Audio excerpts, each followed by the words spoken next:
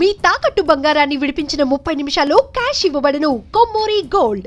కానీ నేను విన్నాను, ఇప్పుడు ఈ స్టార్డమ్ తగ్గిన కొంతమంది సెలబ్రిటీస్ కానీ, పవర్లో లేని పొలిటీషియన్స్ కానీ, లేకపోతే బిజినెస్లో అపజయాలు వచ్చిన వాళ్ళు కానీ ఎక్కువ హిమాలయాస్కి వచ్చి యోగుల చేత కానీ, అఘోరుల చేత కానీ పెద్ద పెద్ద పూజలు చేయించుకుంటారు. మళ్ళీ వచ్చిన తర్వాత వాళ్ళు బౌన్స్ బ్యాక్ అవుతారు. ఇది చాలా వరకు జరిగింది, ఇది జరుగుతుంది, ఇప్పటికి చేస్తున్నారు పూజలు అంటారు. నిజమా అండి? 100% నిజం. అలాంటి మా జీవితాల్లో కూడా చేసాం అట్లా. అవి పేర్లు చెప్పలేను కానీ. హీరోలకు చేశారా, పొలిటీషియన్స్ చేశారా? చేశారు. హీరోయిన్లకు చేసాం, పెద్దవాళ్ళకి చాలా చాలా పెద్దవాళ్ళకి చేసాం, పొలిటీషియన్కి చేసాం. కానీ మేము ముఖ్యమంత్రి స్థాయి వ్యక్తులు కూడా వస్తారా అక్కడికి? ముఖ్యమంత్రి స్థాయి వ్యక్తులు కూడా వస్తారా? ముఖ్యమంత్రి స్థాయి వ్యక్తులు కాదులే కానీ హర్యానా రాష్ట్రానికి సంబంధించిన పెద్దవాళ్ళు, అడిషనల్ సెక్రటరీ హర్యానా రాష్ట్రానికి సంబంధించిన వాళ్ళకు చేశాం. హర్యానా రాష్ట్రం మహేష్ అని హీరో ఉన్నాడు, హర్యానా రాష్ట్రం హీరో. అతను ఎప్పుడు మా పరిధిలో చాలా చేపించుకున్నారు. మన తెలుగు వాళ్ళు కూడా వస్తుంటారా? తెలుగు కొంచెం తక్కువ. అదే వస్తారు. అంటే సీక్రెట్ కొన్ని అడుగుతారు, నేను చేయను అంటాను అవి. అంటే నేను కొన్ని డిసిప్లిన్స్ పెట్టుకున్నాను. ఆ డిసిప్లిన్ క్రాస్ కావడం నాకు ఇష్టం ఉండదు. నేను నా శిష్యుల్ని తయారు చేస్తున్నాను. ఇప్పుడు వాళ్ళతో ఏమన్నా భవిష్యత్తులో చేపిస్తాను కానీ నేను అవి చేయను. ఎందుకంటే వాళ్ళు ఏమని అడుగుతారంటే, రోషన్ గారు రియల్గా చెప్తున్నా, మీరు శక్తి తర్పణం చేయండి అని అడుగుతారు. అంటే ఏంటి? అంటే మా ఎనర్జీ లెవెల్స్లో మనకు పూర్తిగా ఎక్కువ పాస్ చేయండి అని. అంటే నేను ఇంతకాలం, అంటే నేను ధనంకో అమ్ముడు పోలా, ఇంతకాలం నేను తపస్సు చేసిన శక్తి మీరు అడిగిన దానికి దారబోయాలా? చాలా సీక్రెట్గా జరుగుతుంది. హీరోయిన్స్లో చాలామంది శక్తి తర్పణ చేయించుకుంటారు. అది చాలా పవర్ఫుల్ వెపన్స్ అనమాట. అవి వేస్తే వాళ్ళు ఇంకా ఒక రేంజ్లో వెళ్ళిపోతారు. కానీ మేము ఎలా వాళ్ళకి కాంట్రాక్ట్ హిమాలయస్కి ఎలా వస్తారు? అంటే హిమాలయ ఫ్లైట్ దిగితేనే తెలిసిపోతుంది కదా. కొంతమంది ఎవరో ఉంటారు, వాళ్ళ ఫ్రెండ్స్ ఎంక్వైరీ చేయమంటారు, నెంబర్స్ ఏదో సేకరిస్తారు. ఇప్పుడు మనం ఇంటర్వ్యూ చేసినాక మీకే ఫోన్ వస్తుంది, మీరు అడిగితే ఖచ్చితంగా ఇవ్వాల్సి వస్తుంది నెంబర్. అట్లా ఏదో రూపంలో పట్టుకుంటారు. ఇలా కనపడితే, కనపడకపోతే ఏదో కాంటాక్ట్స్ ఉంటాయి. ఇప్పుడు బయటికి కనపడకున్న కాంటాక్ట్స్ ఎక్కువ ఉంటాయి గురువులకి. మీరు బయట అసలు ఊహించారు, అతను వచ్చాడా మీ దగ్గరికి అంటారు.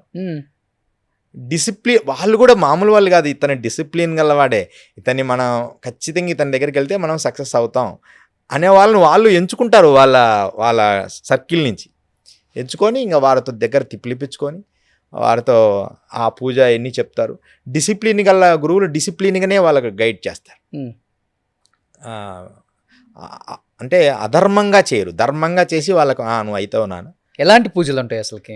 అంటే వాళ్ళ కూర్చోబెట్టే చేస్తారా హిమాలయాల్లో? వాళ్ళ దగ్గరే ఆల్మోస్ట్ కూర్చోబెట్టి ఖచ్చితంగా 1 డే అయినా కూర్చోవాలి వాళ్ళతో పాటు. ఆ చలిలో అయినా కూర్చోవాలి, మండుతున్న మంట ఎదురుగైనా కూర్చోవాలి. ఒక పర్సను, రోషన్ గారు, ఒక పర్సను నన్ను అడిగారు. అంటే నేను అంతకుముందు చాలామందికి చేశాను ఇవి. అంటే నిజంగా అవసరం, అంటే పాపం కష్టాల్లో ఉన్నాడు కదా, ధర్మవంతుడు. నేను మెయిన్ ధర్మాన్ని చూస్తే, ఎక్కువ ధర్మం. కానీ ఒక పర్సన్ అడిగితే నీకు నేను ఎందుకు చేయాలి అని. అప్పట్లో నేను కొంచెం గట్టిగా చెప్పేవాడిని, నేను ఎందుకు చేయాలి, చేయకపోతే మా కాంటాక్ట్స్ అన్నీ మేము ఆపేస్తాం, మీరు చెయ్యాలి మాకు అంటే. ఇట్లా బెదిరింపులు కూడా వస్తాయి. అంటే ఏం చేస్తారు వాళ్ళు? ఇప్పుడు డబ్బులు తీసుకొని యోగులు ఇంకెప్పుడు హిమాలయాల్లో ఉంటారు, డబ్బు కోసం అమ్ముడుపోరు. నిజమైన యోగులు, నిజమైన అఘోరీలు డబ్బు కోసం అమ్ముడుపోరు. వాళ్ళు సమాజ శ్రేయస్సు కొరకు, లేకపోతే భారతదేశం, ఈ ప్రపంచం అంతా అంతే వాళ్ళ కోసమే. యోగులు దగ్గర ధనం ఉందంటే, రియల్ యోగులకు చెప్తాను నేను, అది సంఘానికి సమాజానికే వెళ్తుంది. నేను కళ్ళారా చూశాను. లక్ష్మణ్ దాస్ అవధూత్ అని గంగోత్రిలో ఉండేవారు. వారు ఒక గవర్నమెంట్ని నడిపారు. అంటే సేవ కోసం అంటే అంత చేశారు. ఉత్తర భారతదేశంలో అందరికి ఫింక్షన్లు ఇచ్చాడు, అంటే యోగులందరికీ. ప్రతి నెల హరిద్వార్లో, ఋషికేశ్లో కొన్ని 100 మందికి 1000 రూపాయలు ఫింక్షన్ లాగా ఇచ్చారు. కార్డు తయారు చేసుకోవడం, లక్ష్మణ్ దాస్ కార్డ్, అవధూత కార్డ్. దాంట్లో ఫింక్షన్ అంటే ఆయనకు వచ్చిన లక్షల కోట్లు వచ్చిన డబ్బుని అందరికి పంచేవాడు. అంటే ఆయన పూజలు చేయించుకున్నారు, ఫలించిందని. ఫలించిన తర్వాత ఆ డబ్బు ఆయనకు పంపిస్తారు. అది ఆయన ట్రస్ట్ ద్వారా అందరికీ పంచేవారు. కానీ అసలు ఆయనకు ట్రస్ట్ అంటే కూడా తెలియదు. గంగోత్రిలో ఒక గుహలో ఎప్పుడు అమ్మవారి సాధన చేసుకుంటుంటారు. ఇప్పుడు ఈ మధ్య లేరులేండి, ఒక 5 years అయింది.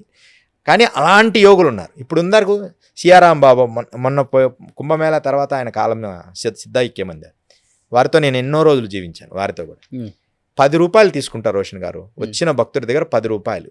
ఒక గవర్నమెంట్ చేయలేని సేవలు చేశారు. ఓన్లీ 10 రూపీస్ తీసుకొని అందరికీ ఇల్లులు, బాత్రూమ్లు అన్నీ కట్టించారు. ఆ మధ్యప్రదేశ్ ఓంకారేశ్వర్ దగ్గర సియారాం బాబా 110-120 సంవత్సరాల యోగి ఆయన దీపం ఇలా వెలిగించి చాలా ఫేమస్ అయ్యారు. ఇట్లా వంగిపోయి ఉంటారనమాట, హనుమంతుల్లాగా. ఎంత వీళ్ళు ఇప్పుడు పెద్ద పెద్ద వాళ్ళు పూజలు చేయించుకుంటే ఒక 100 కోట్లు ఇస్తారా ఒక పూజకి? అట్లేమి ఇంత పెద్ద ఎత్తున చేయాలంటే వాళ్ళు ఎన్ని 100 కోట్లు ఇస్తే అంత అవసరం ఉండదు. కానీ అంటే కరెక్ట్గా వారి శక్తి ఎంతైనా వాళ్ళు ఇవ్వచ్చు. కానీ ఒక పూజ పర్ఫెక్ట్గా చేయాలనుకుంటే పెద్ద పూజలు కూడా ఉన్నాయి.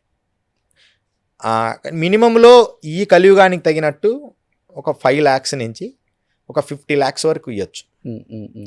ఎంత ఇస్తే అంత పరిణామంలోనే ఆ పూజ జరుగుతుంది. ఏదో ఉంటే 5-6-10 లక్షలు తీసుకుంటారేమో గురువులు, అంతే. ఎందుకంటే ఆ సిస్టమ్ కోసం కష్టపడతారు కాబట్టి. కానీ కృష్ణ గారు ఈ సభాముఖంగా ఒకటి చెప్పాలనుకున్నాను, అందరికీ తెలియాలి. ఒక్క విషయంలో మాత్రం ఇప్పుడు భారతదేశం గొప్ప స్థితిలో ఉంది. గతంలో యజ్ఞయాగాదులు చేయాలంటే వృత్తికులు, అంటే మంచి వేదము తెలిసిన వాళ్ళు దొరికేవాళ్ళు కాదు. దొరికేవారు 1, 2, 5 మంది, 10 మంది. ఈరోజు 100 మంది అయిన పౌండరీకమని పెద్ద పెద్ద యజ్ఞ యాగాదులు, అంటే 50 కోట్లు పెట్టి చేసే యాగాలు కూడా ఉన్నాయి ఇప్పుడు. అలాంటి యాగాలు కూడా చేసే వృత్తికులు ఇప్పుడున్నారు. మరి ఇదొక్క విషయంలో గోల్డెన్ టైమే. ఓకే, ఇదొక్క విషయంలోనే. ఎందుకంటే వృత్తికులు అలాంటి వాళ్ళు గతంలో మాకు అప్పుడు ఉండేవారు కాదు. 2000 ముందు ఒక 20 మంది, 10 మంది అంతే. ఇప్పుడు 100 మంది అయినా సరే పర్ఫెక్ట్గా వేదాధ్యయనము చేసి మనస్ఫూర్తిగా యజ్ఞం చేసి వ్యామోహం లేకుండా చేసే పూజారులు ఇప్పుడున్నారు.